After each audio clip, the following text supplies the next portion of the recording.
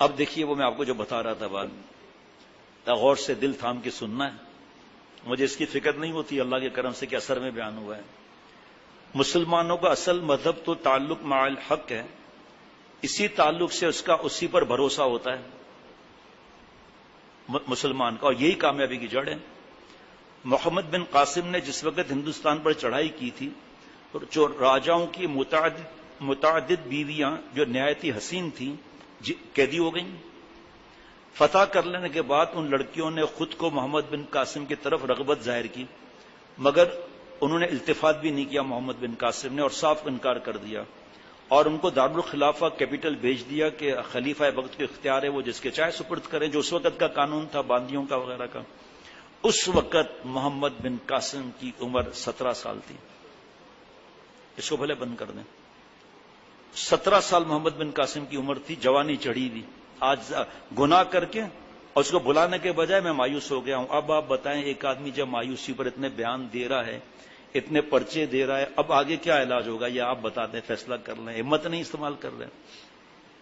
17 سال کا، اور کوئی ایسا نہیں کوئی کہہ سکتا کہ ویڈیو گیم وغیرہ کو ایجوکیشن اس کی وجہ سے جو ہے وہ ایسا ہو گیا ویسا ہو گیا، نہیں، اس وقت بھی کیا حالات تھے، اور خوبصورت بڑوں کی، سرداروں کی، سپاہ سالاروں کی۔ 17 سال کی تھی، ان کے ساتھ بڑے بڑے پرانے تجربے کار فن جنگ کے ماہر موجود تھے، مگر سب ان کی اطاعت کرتے تھے 17 سال کے نوجوان کی۔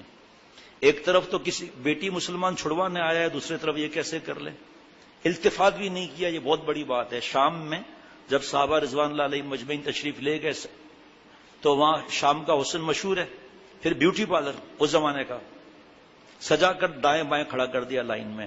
جب امیر لشکر سپاہ سالار جب قدم رکھا تو سمجھ گئے، فوراً فرمایا قل للمؤمنین یغضوا من ابصارہم ویحفظوا فروجہم، اے آپ صلی اللہ علیہ وسلم، آپ ایمان والوں سے فرما دیں کہ اپنی بعض نظریں نیچی رکھیں، اپنی شرمگاہ کی حفاظت کریں۔ ویسے ہی صحابہ کی نظریں نیچی تھی اور خطرہ تھا اور نیچی ہو گئیں۔ یہ لڑکیاں نے جا کر ان کو گالیاں دی ہیں اور کہا یہ کون تھے، یہ آدمی ہے، انسان ہے، فرشتے، ہماری طرف نظر اٹھا کر نہیں دیکھا۔ فتح ہو گیا شام۔ آج جو سب یہ گناہ وغیرہ بار بار بتاتا رہتا ہوں کہ بے حیائی کی وجہ سے حدیث پاک کا مفہوم ہے، ہم کچھ چھوڑنے کے لیے تیار نہیں۔ بھائی جس کا ظاہر صحیح نہیں، بھلے داڑھی ہے لیکن مونچھیں گناہ کبیرہ کی طرف جا رہی ہیں عملاً، تو باطن پہ ڈینٹ لگا ہوا ہے، کیوں نہیں بات مانتے؟ ہر دوسرے دن اپنے بزرگوں کی طرح کیوں نہیں ٹریمر چلاتے؟ اسرے کو تو بہت سے بزرگوں نے منع لکھا ہے علماء نے، ٹریمر یا کینچی، کیوں بات نہیں مانتے؟ اچھا پھر جوش نہیں آ رہا ابھی، کوئی بات نہیں، پھر کنارہ تو ہر وقت کھلا رہے نا، پھر آپ کی مرضی ہے، آئینہ جیب میں رکھیں، کینچی جیب میں رکھیں، ہر تیسرے دن صحیح کرتے رہیں۔ ابھی ایک صاحب یہاں بیٹھے تھے، 3-4 دن لگائے تھے، چھٹیاں تھیں، علم حاصل کر رہے تھے، علم حاصل کر رہے ہیں مدرسے میں۔ اللہ کی قدرت کی میری نظر اس طرف تھی، تو میں تو اس سے نہیں پوچھ رہا تھا، میں تو بتا رہا تھا مونچھوں کا، مجھے صحیح تھی، کنارہ کھلا ہوا تھا۔ میں نے کہا ہمارے دوست جو روزانہ کا تعلق ہو یا نہ ہو، کسی درجے کا بھی ہو، وہ بتاتے کیوں نہیں ہے کہ اول کیوں نہیں؟ ہاں جو لڑکے امرد ہیں نا، 17 سال کے 18 سال کے ہیں، وہ مجھے نہیں کاٹ سکتے، ہر وقت کنارہ کھلا رہے گا۔ 19 سال کے ہیں، کنارہ کھلا رہے گا۔ 22 سال کے ہیں لیکن چہرے پر میلان اور کشش ہے جس کا اب تفصیل کا موقع نہیں، ان کو کنارہ کھلے رکھنا ہے۔ جیسے آپ ہمارے یہاں دیکھیں گے کچھ کا مونچھیں ہوں گی، تو آپ کیوں مونچھیں رکھ کر بیٹھے بھائی؟ ہمیں فائدہ بتاؤ، ہم آگے بتائیں، آپ کو ثواب ملے گا۔ فجر میں وقت لگا رہے تھے، فجر میں دیکھتا ہوں مونچھوں گڈھا صاف۔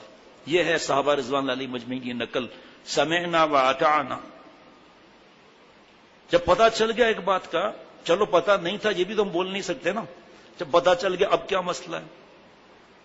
یہ کیوں عادت ہمارے اندر نہیں آتی کہ سن لیا عمل کریں گے تو ایک نیکی دوسرے نیکی کو کھینچے گی؟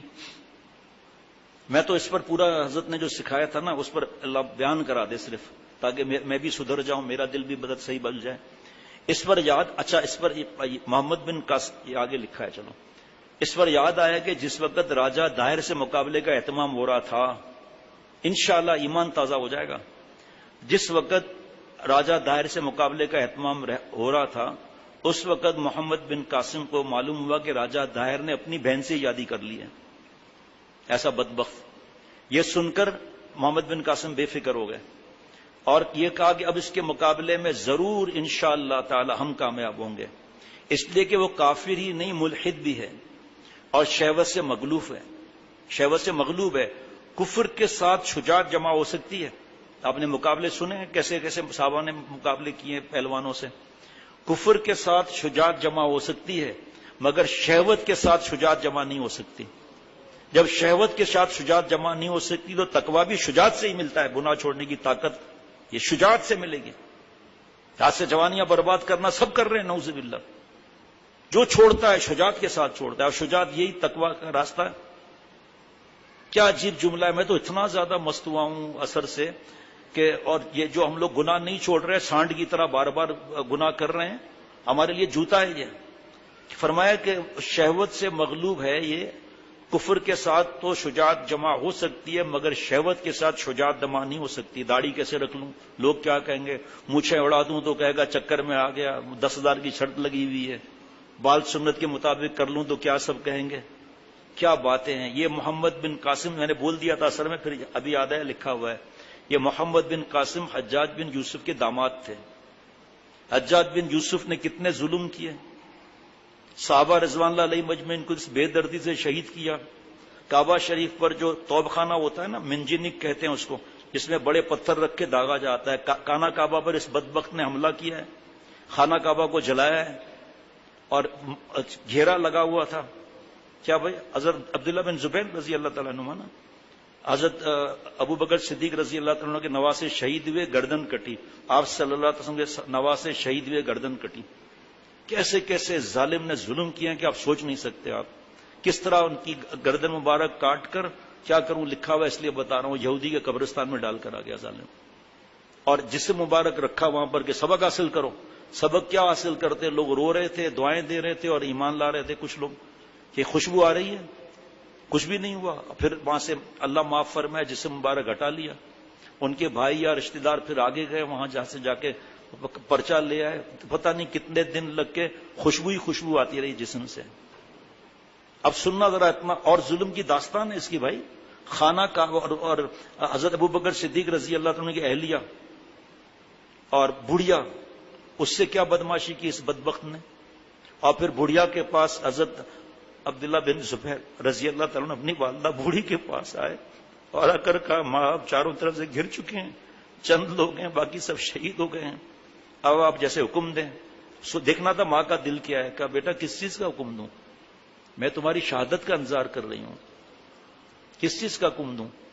کہا میں بینائی کمزور تھی. کہا میں تو کفن پہن کے ہی تو آیا ہوں. آخری سانس تک ان کے ساتھیوں نے اور حضرت عبداللہ بن زبیر وہ کیا سنا چکا ہوں 2-3 دفعہ آنسو نہیں رکتے. جس دروازے سے خانہ کعبہ کے وہ آتے اکیلے حضرت عبداللہ بن زبیر رضی اللہ تعالیٰ مار کے آگے تک پھر اندر آ جاتے. پھر دوسرے دروازے سے پھر ظالم نے پتھر برسائے. ایک اینٹ آ کر لگی. کیا ظلم ہوا ہے آپ سوچ بھی نہیں سکتے. حجاج بن یوسف کے کہنے پر کھانا پینا بند کر دیا اور گولے برسائے خانہ کعبہ پر آگ لگائی ہے. یہ کسے کہنے کی باتیں تھوڑی ہے. جو لگا ہوا ہے موویوں میں سارے رات جاگنا سارا دن سونا انہیں کیا معلوم کہ کیا حالات ہیں ہم تک دین کیسے پہنچا. اب سننا ذرا ہوں کہ مگر شہوت کے ساتھ شجاعت جمع نہیں ہو سکتی. یہ محمد بن قاسم حجاج بن یوسف کے داماد تھے. ہاں وہ لڑکیاں بھیج دی نا اس میں ایک حسین تھی. اب یہ یا کوئی اور جو بھی اس نے محمد بن قاسم پر الزام لگا دیا بغیر تحقیق کے. ایسا ظالم تھا بغیر تحقیق کے اس کو بند کر دیا. اب بہت عرصے کے بعد حقیقت کھلی جب تک تو ہڈیوں کا ڈھانچہ بن چکے تھے. ایسی حالت میں ان کو وفات بھی ہو گئی. سوچو خود حجاج باوجود اتنے بڑے ظلم ہونے کے کفار کے مقابلے میں بہت جوشیلا تھا. خود ظلم تک مسلمانوں پر کرتا تھا مگر اہمیت اسلام اور غیرت اسلام بھی قلب میں بیعت تھی. دوسرے مسلمانوں کو ستائیں کوئی برداشت نہیں کر سکتا تھا اور یہ برداشت کر لیا. ذرا دیکھنا ذرا. لیکن یہاں حضرت تھانوی رحمۃ اللہ دوسری بات سکھا رہے ہیں. اور عبادت کی رغبت میں اس شخص کی یہ حالت تھی کہ شب میں 300 نفلیں پڑھتا تھا. دیکھیے اس وقت کے ظالم بھی ایسے ہوتے تھے. لیکن اب حیرت ہوتی ہے کہ 300 نفلیں پڑھنے میں تو تمام شب بیداری رہتی ہوگی پھر اس نے ظلم کیے.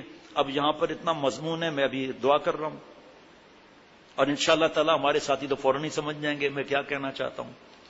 شیطان نے کتنے لاکھ برس عبادت کی. علم کا عین تھا عبادت کا عین تھا عارف کا عین تھا کہ عین اللہ تعالی کے غصے میں اللہ تعالیٰ سے دعا کرا رہا ہے بدماشی کی، مجھے قیامت تک مہلت دیجیے، کیونکہ عارف تھا، پتا تھا اللہ کا غصہ، اللہ پر حکومت تو نہیں کر سکتا، جا تجھے مردود مہلت دی۔ تفصیل قرآن پاک میں بیان ہوتی رہتی ہے، اور کبھی اللہ اور بیان کرائیں گے، لیکن اس کا کام بنا کیونکہ ایک عین نہیں تھا، عاشق کا عین نہیں تھا۔ ایسے ماحول میں، ایسے حالات میں فرشتوں کے ساتھ جنت وغیرہ مردود ہوا۔